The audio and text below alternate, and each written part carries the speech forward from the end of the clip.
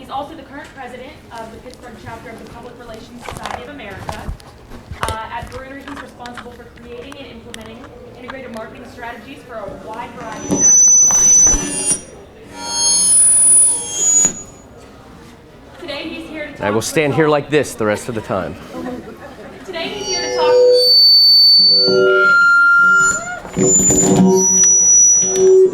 Okay. Yep, that's fun. Today, he's here to talk to us all about the most talked about Super Bowl advertisement of this past Super Bowl. So please help me welcome Steve Radick.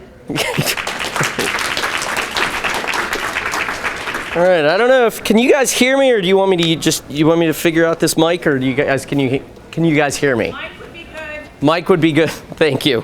How do I turn this guy on? Is it twisted? I don't know. It was working. It was working, right? Yeah. I never used that thing. All right, well, I'll walk around and hold it, and at some point it'll turn on. So my name's Steve Radick, as Megan mentioned. I'm the director of PR at Brunner. We're the ad agency that did one of those Super Bowl spots that Joe was talking about are dead now. Thank you, Joe, for killing my agency dreams, and all of our new business guys will love hearing all of that. But we didn't do just a 30-second spot. We agree that is kind of dead. No one really wants to hear about a 30-second spot. So we did a 90-second spot. We figure if paid media is dead, we're going to go out in a blaze of glory here. And I think one of the things that Brunner that we do is we don't typically do Super Bowl spots. This was the first one that we did. It was the first one coming out of Pittsburgh, out of a Pittsburgh agency in over 30 years. And it wasn't something that we had set out to do, but it was something that made sense for this brand and where it was. So that's kind of, and I'm the director of PR, so I didn't create the ad, but I was part of the 4 or 5 people or so that were working with the client day in, day out, and trying to make that happen. This is not going to work, so I'm not even going to pretend with that guy. How many of you guys have seen this before and knew who this brand was before 2017? All right, so we're in West Virginia. This makes sense. This is where there is a lot of 84 lumbers in southwestern Pennsylvania, Northern Virginia. They're very concentrated in the mid-Atlantic region. But most of the people outside of that region have never heard of 84 lumber. Now, that's not generally a problem. They sell most of their lumber and building supplies to professional builders. Dan Ryan Homes, Miranda Homes, D.R. Horton. Those are their big salespeople. Those are their big customers. And so whether you or I have never heard of 84 lumber, they don't really care, because they have very few people that go in and buy a hammer. They'll sell it to you, but most of their people are buying freight cars and pallets and multiple semi-trucks of lumber. However, Maggie, the president and owner of 84 Lumber, her whole philosophy is, if I have good people and I give them the systems and the training and everything they need to support them and the incentives, they will then go create those sales for me. That's all well and good. Problem comes about is when you don't have the people to fill those roles. When she can't get people to work at these stores and that know how to make those sales to those professional builders, then you can't run the business. You have to start looking and figuring out, how am I going to sell more massive quantities of lumber, multi-million-dollar contracts with home builders if I don't have the people to go and make those sales. And those sales are made every day at the store level. This isn't like some corporate where they have 8 sales guys at corporate making all these contracts. They're at the corporate level to the local builders. And so she needed people who could staff the stores and make the sales. And so the problem became, well, if I don't how do I get people to come and join 84 Lumber if people don't know who the hell we are?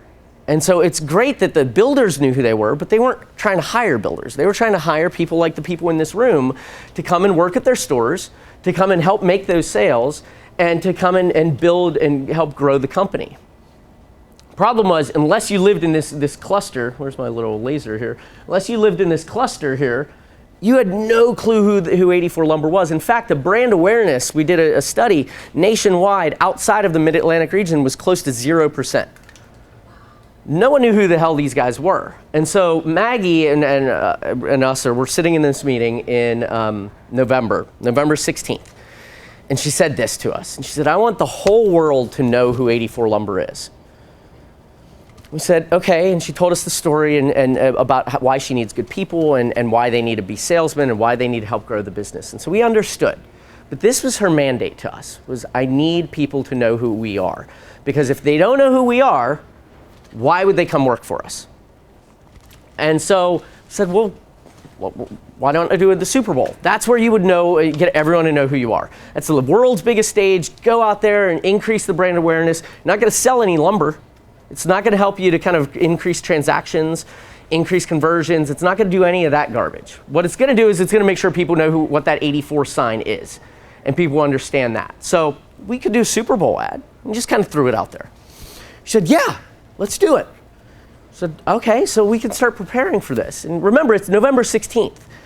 And we said, yeah, we could start thinking through that, and that might be a good strategy. So our very smart marketing guys go away and they start thinking through the timeline, and the project managers do these big Gantt charts and everything. And we talked to her like the next day, so this is leading up into Thanksgiving week, and we talked to her, and she's like, what are you guys waiting on? Like, we need to get going with this. And we're like, what do you mean? She's like, we need to do an ad this year. And our creative guys' heads explode. And they're like, and I did a Super Bowl ad when I was at another agency in Chicago, and we did it for Heinz, and we found out in like August. And everyone flipped their shit, like, oh my God, we can't possibly do it in 6 months. And now we're being told we have 6 weeks. And so everyone's like, no, there's no way this is gonna happen.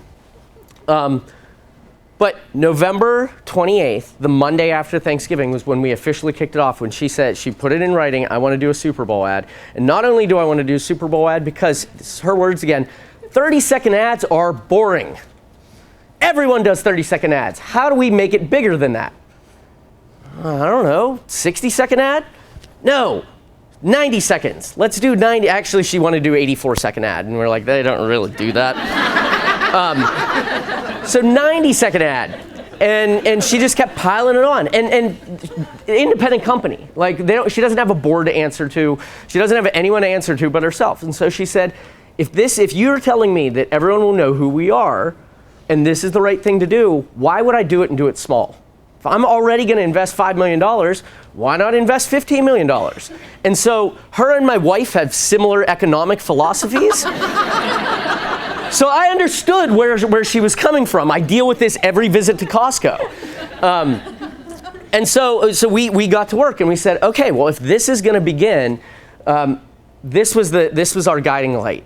And I know it's a little small. It says 84 is a company of opportunity, a land of opportunity. And we wanted to kick off this recruitment effort on the biggest stage possible. So it had to be patriotic. This was her mandates. It had to be patriotic.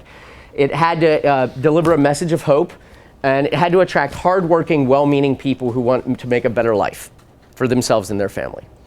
That was the mandate. So we took this down, we posted it at our desks, it was in all our conference rooms. We said we got 6 weeks, and oh, by the way, there's a 2-week period where our agency was closed because it was Christmas break. So we got 4 weeks to concept, create, and produce a Super Bowl spot. And so we went back to our project managers and we said, there's not really anything to manage here because everything has to be done now, and so let's just start concepting. And using this as the guiding light, this was the actual storyboard. So we created this, and I think it was December 8th, somewhere in early December. We got together, we came up with this. This was one of the storyboards that we wrote. There were 2 others. I won't tell you what those are because it doesn't matter. But there were 3 total storyboards and concepts that we came up with, our creative team, in like 10 days. And we went in and we briefed her using this very slide, had it up, and our creative director gets up. And you'll hear ECD from Martin Agency, who actually worked with our ECD when he was at Martin, talk later tonight. And so he gets up and he's in his very ECD way and does the pitch to her, tries to sell her on this ad. Knowing this is a little controversial. We got a freaking wall in it, and Trump just came in talking about a wall. Like, this isn't gonna be an easy conversation. It's going to make people uncomfortable. He briefs it, she literally cries. She literally cries during the presentation and stands up and screams at the end of his presentation on it and says, that's it. I don't know how you captured my feeling on this subject, on the people that we're looking for. I don't know how you did it, but you did it. That's awesome. And then our creative team's like, man, that's great. So they start going into the next one. And she's like, stop, just go make that. Like, I don't need to hear the other ideas. That's it, you nailed it, go. And so we got a concept for a 90-second Super Bowl ad approved in a week. And then we had to go and create it. And the problem with going and creating it, that was the easy part. We shipped our creative team off to Mexico. They went and shot all the ad. They had 2 weeks out there, went fine. That's the easy part. But when you do a Super Bowl ad campaign, similar to what kind of Joe was talking about earlier of, you've got all these customer touch points available to you now, that you have all of these owned assets. When you do a Super Bowl ad, it's not just an ad. And yeah, he was right. The audience for a Super Bowl ad is dwindling precipitously. However, all of the other assets available to you have increased. And so if you're not using all of those assets, then you're wasting $15 million. And so we had to figure out, okay, we have to build a marketing campaign for, well, our marketing campaign. And so we had to invest more money into this. Sorry, Joe. We had to invest more money into then promoting the fact that we were doing the Super Bowl ad. So when you start talking about it, you have all the pre-Super Bowl activities that we're now down to about 50 days beforehand that we had to create stuff and get it out in the market. We had during Super Bowl, what are we going to do? This is the biggest conversation of the year for advertising. It's like our Super Bowl. And then after, what the hell happens next? We just dropped this bomb on people, and then what are we going to go do? So we had to think through all of the phases of creating this 90-second ad. And oh, by the way, we got one shot at it. 84 Lumber isn't Pepsi. They're not going to be in the Super Bowl every single year. This isn't just a marketing budget. Their marketing budget before this year was about $800,000. They spent $15 million on this. So to give you a sense of how much she values that brand awareness and wants to attract better and stronger people to not only 84, but to this industry, was that important to her. And so we said, okay, well, we got to make sure that we get our money's worth pre, during, and post. So how did we do that? Because at the end of the day, we're one of 66 other commercials that were running during the Super Bowl. And guess what? They all did this. They all had this exact same plan. They all said, we're spending, oh my God, how much money. We've got to really make sure we get our money's worth too. And we want to stand out. It's hard to stand out.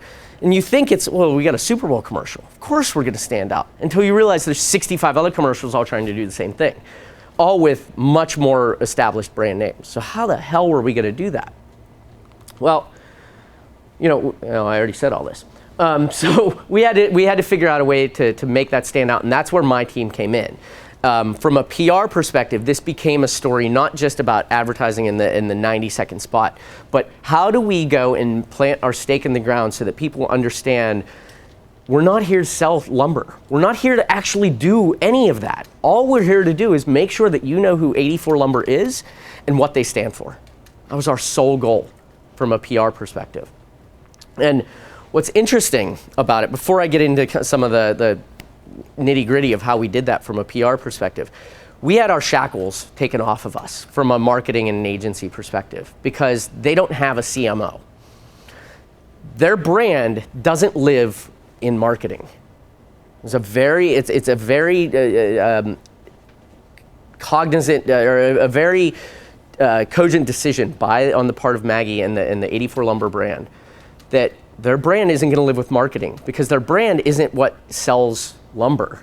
The people are what sells lumber. The marketing can go and do whatever it is that they do to generate the conversions and the sales and all of that. But the brand, the essence of who it is, lives with her and her alone. It lives with the CEO. And so the Super Bowl ad and the purpose of the Super Bowl ad, the money that came from it, the All of the dollars that we were doing from PR to social media to digital media was coming from the CEO. And she said, I don't care if it sells anything. There is no ROI directly tied to this. All I want to do is make sure that people know who we are. And I want people coming up to me the week after the Super Bowl and either yelling at me or hugging me. And it did, and with that as our guidepost, it became easy to do what was right for the brand because we weren't beholden to making a number move up a chart. We could do what was right for the brand and tell the right story. And so how we did that, we wanted to build anticipation first. We wanted to go out big and tell people, hey, 84 Lumber is doing a Super Bowl ad. Who the hell is 84 Lumber? And that was goal number one. Goal two, it wasn't just about 84 Lumber. It was about being a leader for the entire industry. Has any one of you ever heard of any other building supply company? Home Depot and Lowe's are retailers for the consumer. Building supply companies are like BMF, Builders First Source, ABC Supply Company. You've never heard of these guys because they don't believe they have to market their brand to you because you're just a customer. I don't give a shit about you. I sell to the big builder. That's all I care about. She said, that's a stupid way of thinking. How are we going to stick around? Because if the housing crash comes along again, everyone's in deep water again. What are we going to do? So I need to make a brand and make sure that people know who the 84 Lumber brand is so that we can survive any of this commodity downturn that may happen. And so we had to bring that passion to life. We had to make sure that we couldn't hide her in a box. She isn't what you might call a conventional president. She has some controversial views on things, and we couldn't hide that. We had to showcase that because that was the only real way you could kind of bring that out in the open and make it real. We had to ride the news wave. Trump was our ally in this. He was doing us a huge favor with the immigration, the wall, all of the talk about this. It was a huge ally, so we had to ride it. We couldn't run from it. And then I'm a big believer. My team was 3 people at the time. I couldn't get a bunch of pitch monkeys in a room and just make phone calls to media all day long. We're doing a Super Bowl commercial. I got this, and sending emails and getting on Cision and sending out mail merge emails and spamming the hell out of people because no one would care. So we had to come up with a much smarter approach. And that approach was to leverage media drivers to do this. We found out media has gotten pretty lazy. And so what they do is if the New York Times runs a story on you, the fact that you're in the New York Times then becomes a news story to everyone else. And so they start talking, this company was in the New York Times, as reported in the New York Times, blah, blah, blah, blah, blah. So we said, well, rather than making calls to a bunch of these smaller papers, rather than making a bunch of calls to the Huffington Post and every online blog and media outlet there is, let's just go after the big guys. And once that happens, let's just let it propagate across the web and everyone else will run with it. So we only focused really on probably 5 or less outlets in all of our proactive media relations. So it started January 10th. We've turned everything on. We finally got enough sense of spot's going to get filmed. They're in Mexico. This is actually going to happen. Holy shit. And so I went out to Adrian at Ad Age and I said, listen, no one else is getting the story. I'm just talking to you.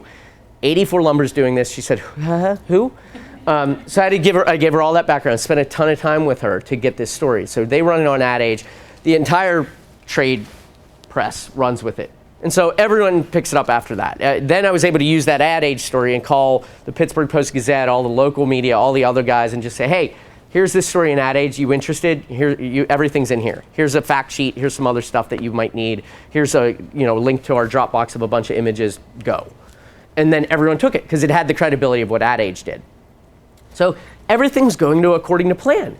My boss is coming in, or one of our president's coming in. He's like, Steve, this is great. How did you know this was going to happen? I was like, this is what I do. This is like why you hired me to do this.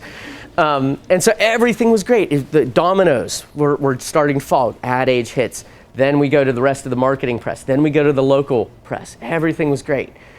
Then a week later, we start finding out Fox might have an issue with this whole wall thing. Fox, if you don't know, seems to like a little bit of the what you might call the right wing. They lean a little bit that way. And so they were like, I don't know about this whole wall thing, and we'd prefer just stay out of it. Said, okay, well, great, we paid you $15 million and suck it up and we'll do it anyway. That's not really how Super Bowl ad contracts work. It's basically written in at any point in time, we can take whatever we want and do whatever the hell we want with it and take your money and go away. And so our general counsel was thrilled, and Maggie was less than thrilled. And so we had to have this conversation about, like, well, how are we going to adapt? Do we change the commercial? Do we go a total different direction? Do we go back to one of the two concepts? None of that was an option. It was do the ad. Figure it out, do the ad. And so we said, okay, so we're working through this. This is manifesting itself. January 17th comes around, so this is a week later, and this story drops, which was super fun. So this reporter, Catherine, bless her heart, was actually a good reporter and went and talked to other sources. She didn't just take what I was feeding her, and she went and talked to other sources. She went and did her own research and found out that we had a team in Mexico that was filming this ad, that it was going to involve a wall, that Fox rejected it. She called Fox. So she did her homework. So good for her, but it really put us into a bind. And so she ran this story. I didn't know what the story was going to be until it actually hit. So it hits. We're in react and contain mode at this point. We're in damage control because the client and the agency are both terrified that Fox is going to pull the plug, that we're making Fox seem like the bad guy in this. And so they're like, don't do or say anything. Just say no comment. And I was like, I'm not saying no comment. So I was in react and contain mode. The contain didn't really work. And so we went everywhere. And you know, if you're in for some really, you know, if you're a masochist, take a look through the comment section on this old website. That was super fun. And so, you know, but we were in a mode of we couldn't go proactively out with anything. We didn't have anything. Our team was in Mexico still shooting this thing. And so I couldn't go out and kind of say, well, this is untrue, this is what we're doing. We didn't know what we were doing. We were just in that we had to shoot it and come back. We were going to figure it out once they got back. So I was in very much a contain mode here. So I talked to all these guys, but I didn't have much to give them. But we had a blessing in disguise coming 3 days later. So January 20th comes along, the inauguration happens. Full stop on anything that wasn't related to Trump. So at that point, we took a breather. We're like, well, everyone stopped calling us. Everyone started talking about Trump and the inauguration. So we had an opportunity to pivot and kind of take back control at that point. And so we said, all right, we've had a few days to think about this. We ran headlong into it. We said 84 Lumber is not the type of client that is going to go hide in the bushes. This agency can't go. We're not big enough to just go and say, oh, we're going to slither away and kind of hide in the bushes either and kind of just hope this goes well. We said, let's attack it and go headlong into it. And so we went in and we said we had an opportunity to become the face of how to market and how to advertise in an era of Trump when everyone's terrified what this guy's going to say about them and how is it going to react. And we said, listen, you can't be afraid of it. When everyone else is afraid of saying something, of doing something, this is where you have the opportunity to be different. And so when everyone else feels it's too controversial, hell, that's your opportunity. So go and be more controversial. Go and say something. And so we had a good week of a lot of positive stuff. Good for us. These guys stepped up. They're actually going and doing it. How's this going to work? I don't know. But they're doing something about it. And so it was largely a kind of a positive in being included in all these stories and opinions. So our agency and the client became kind of thought leaders in the marketing space, which was really crazy for a lumberyard from southwestern Pennsylvania. So we get to 1 week out. This is where the media drivers came into play. So we released the ad. I can't play here. Has everyone seen the ad? Well, it's in here, so I'm going to show it again. So we released the ad a week out.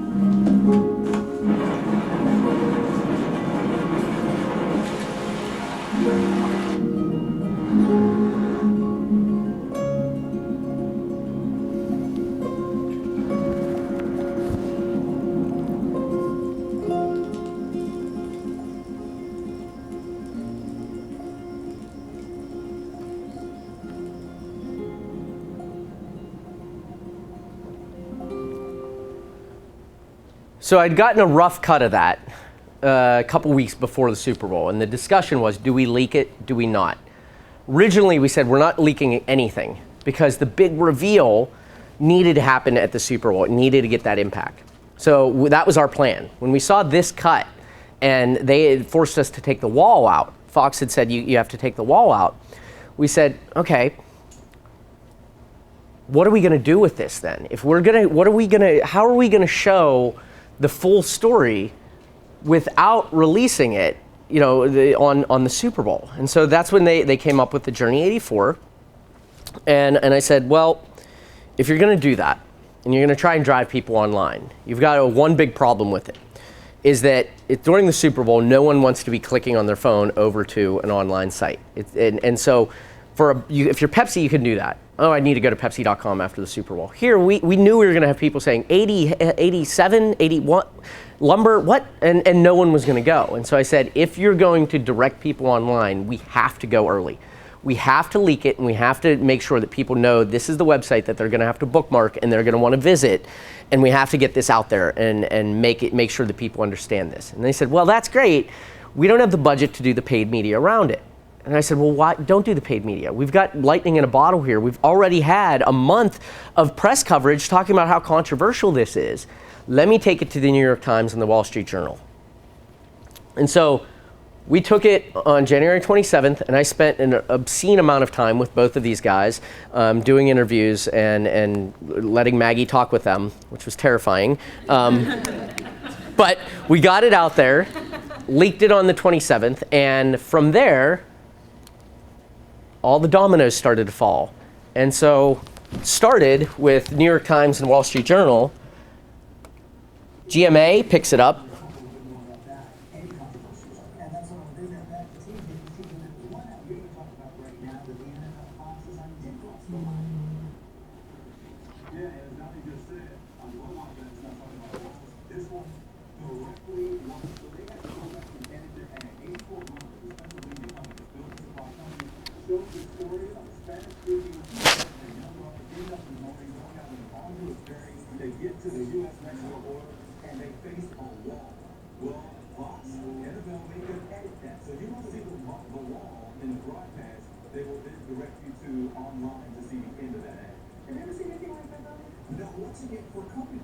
We've never mentioned number 84 in our lives. That's a win-win for them. And once again, sitting against the backdrop of what we're talking about, I actually think it's great work. So that happens. This all happens. I talked to none of these guys. This is all resulting from the Wall Street Journal and the New York Times, Vanity Fair, Variety, CBS Sports, like I didn't speak to any one of these. They all ran it from the New York Times as if it was their own story. Sometimes they linked back and credited the New York Times or the Wall Street Journal, but for the most part, they all did the work for me, which was good because I had to field a lot of other phone calls and angry phone calls from customers and from people asking what the hell's going on. But the news cycle was churning along, and I did not have to do the work. All I had to do was get it kick-started. And so as that's happening, we're getting a ton of free press. We're getting a ton of that earned media, and we didn't have to pay for any of this in the week before the Super Bowl. So now, not only do people know there was this huge controversy with Fox and 84 Lumber, they know, well, now it's leaked, and now what the hell was that? Like that ad that I just showed you told you nothing. There wasn't anything you didn't know who 84 Lumber was. You didn't know why these women were, in the desert walking around. You didn't know what they were doing. You didn't know how the story ended, but you were interested now, and this kept your interest. All of this news kept that interest going of what the hell are these guys doing from Pennsylvania? And it continued all over the place. And we were getting really positive coverage for it because we were positioned as we were flying in the face of this. And damn it, if they were going to reject us, we don't care. We're going to keep pushing forward. So we get to February 4th, or February 5th, I guess, is the Super Bowl. And now it's time to kind of complete that journey. And we show the ending.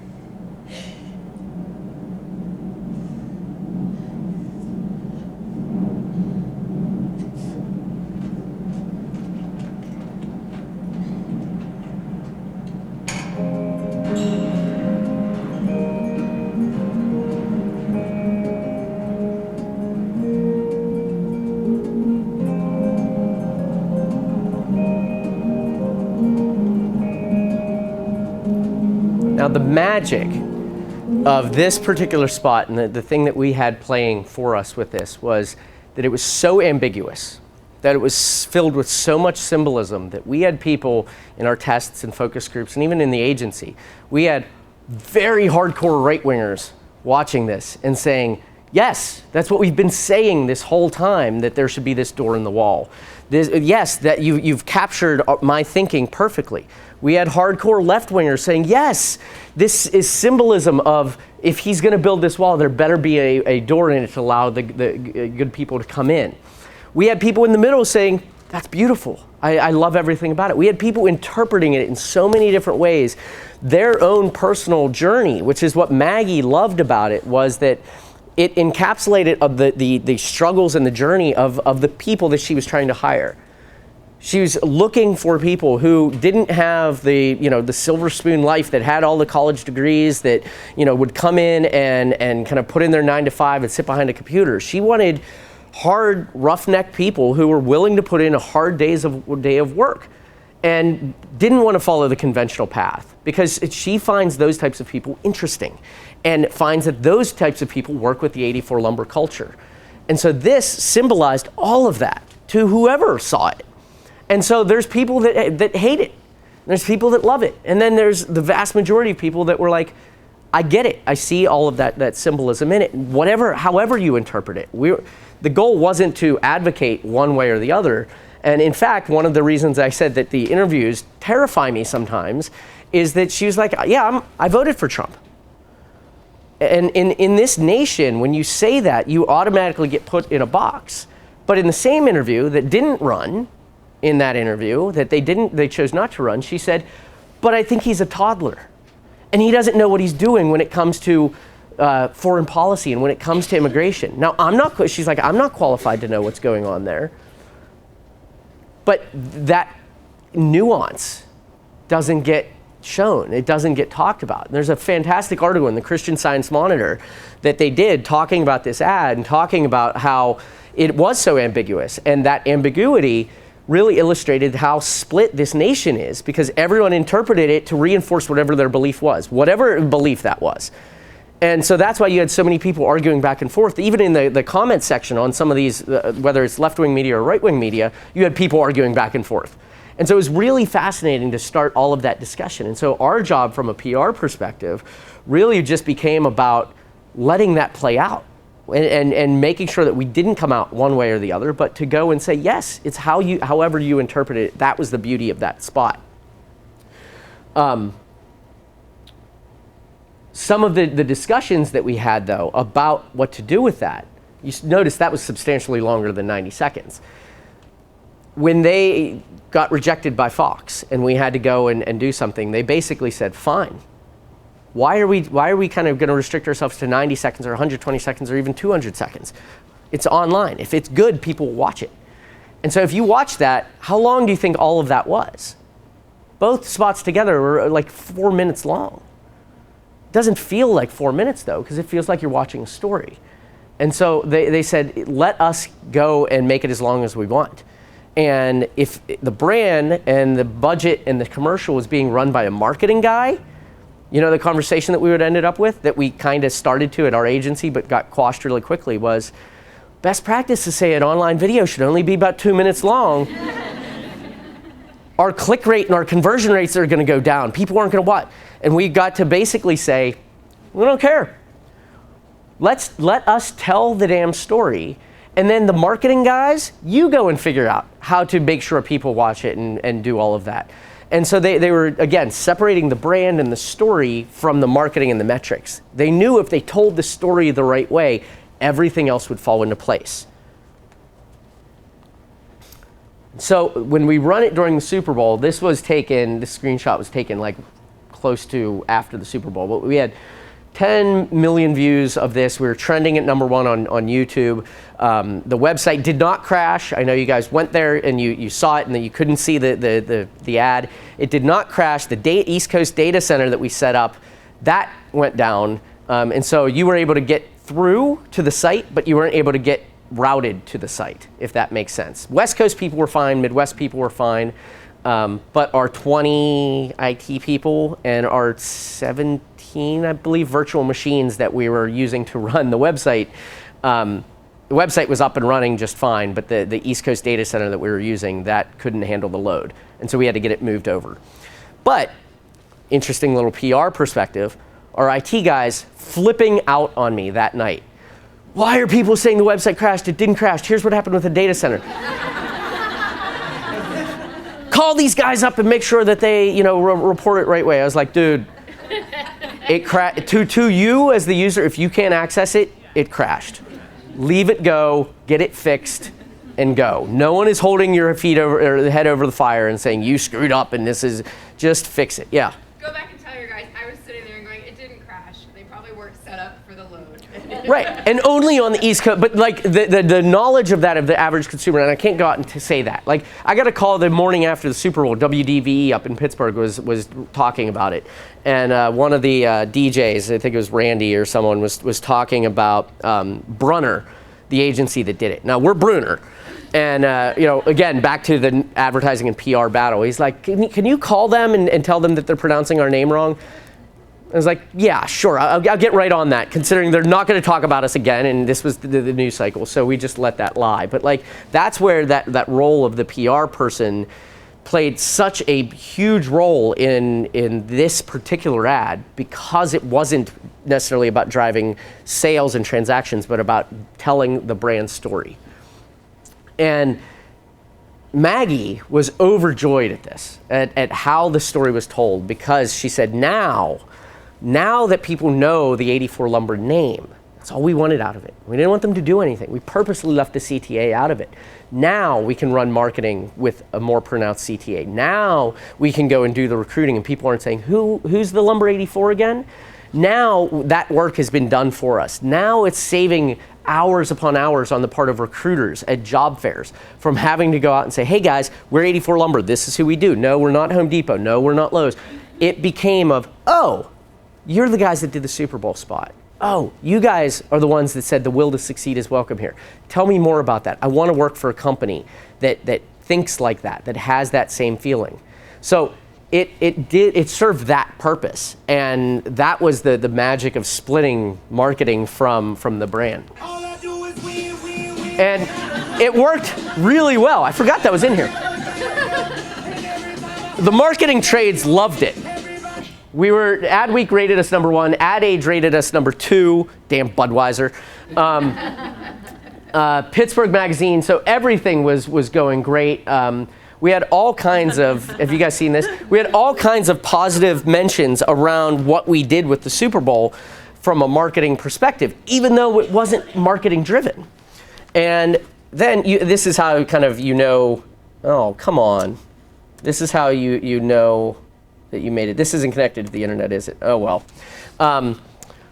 We did that ad, and it ran on Saturday Night Live, and you guys will have to look it up, but it was the pitch with Cheetos. And they mocked the whole 84 Lumber ad, and we actually got a chance to talk to Cecily Strong at a conference a couple weeks ago about it. And she was like, it was great. Like, I hope you guys took that as a big compliment, because we absolutely loved it. And so we wanted to do it, but we can't say that we love anything. We have to make fun of it. And so they're like third grade, boys and girls that just like make fun of each other, because that's how they like one another. And so we took that as an extreme compliment, and again, it got that 84 Lumber name out there. And so when you start talking about, it's 90 seconds, it's just a spot, like 65 other commercials were going on at that time. We leveraged that for an entire month, from the announcement and all of the press and how it propagated throughout. Again, those dominoes, let that play out for a week. Then we got banned. Holy shit, what are we gonna do? Let that play out. Then we pivoted, tackled the politics angle, started talking about that, even though it made us uncomfortable. Ran headlong into it, because we knew that would help us earn that media.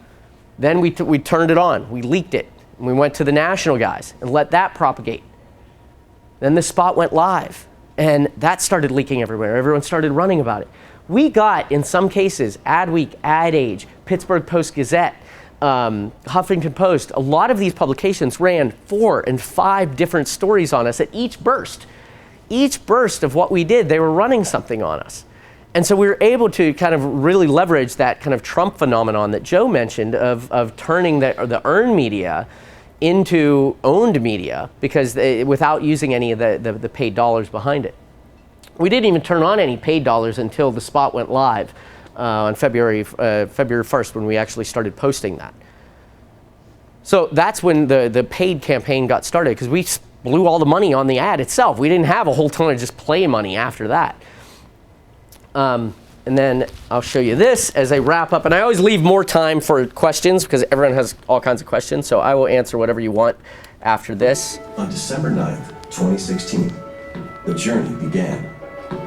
It was the day 84 Lumber embarked on making its first Super Bowl commercial. This guy's voice is so much better than mine, so listen to him.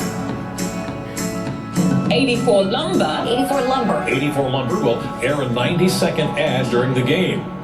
Why the Super Bowl? Because the company was growing, and the time was right to make a big statement. The story would be about a journey, about opportunity and inclusion. Location set, cameras ready to roll. Production hits a wall. It only creates more intrigue and media buzz. It's some terrible Photoshop, by the way. Lumber 84 arrives. Yay, Lumber 84. That's a win-win for them. Social posts fuel speculation and online chatter. Anticipation is high.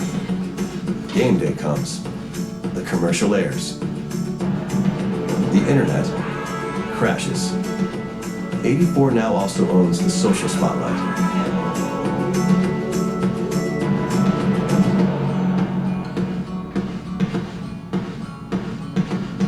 Influencers everywhere are talking about 84 Lumber. Critical acclaim abounds. The metrics are off the charts. I hate that, by the way. I hate it. Hate it. Don't use it. I hate it. I was forced to put it in there. I'll explain in a second. 84 is part of the national. Make that global conversation. Some of the ads opted for politics over humor, taking subtle jabs. Customers are talking about 84. All the buzz rallies employees and inspires future employees. And then there's this. We opened on a little immigrant girl. She's dusty, she's tired, she's come a long way. So why did a little-known lumber company buy a 90-second Super Bowl ad?